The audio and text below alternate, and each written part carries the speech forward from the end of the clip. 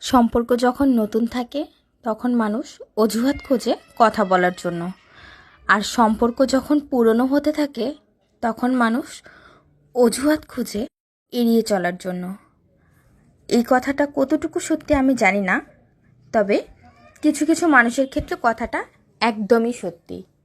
কারণ নতুন অবস্থায় যতটা মূল্য মানুষ একটা সম্পর্ককে দিয়ে থাকে, যদি সারা জীবন সেই মূল্য দিয়ে সম্পর্কটাকে রাখতো তাহলে অনেক সুখের এবং সুন্দর একটা সম্পর্ক তৈরি হতে পারত।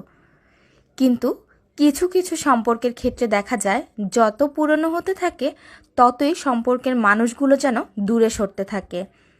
বিভিন্ন অজুহাতে নিজেকে ব্যস্ত থাকার তাগিদ দেখিয়ে সম্পর্কটাকে দূরে ঠেলে দেয়। তখন আর দুজনের মধ্যে ভালো লাগা তো দূরে থাক, ভালোবাসাও কোনো আসে না।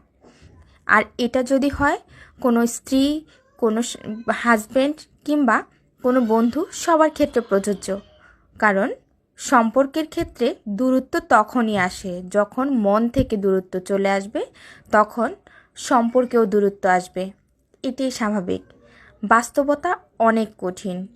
যে আপনাকে মূল্য দিবে আপনি ঠিক তাকে ততটুকুই মূল্যায়ন করুন, তাহলে আপনার সম্মান থাকবে, আপনি সব জায়গায় সম্মানিত হবেন।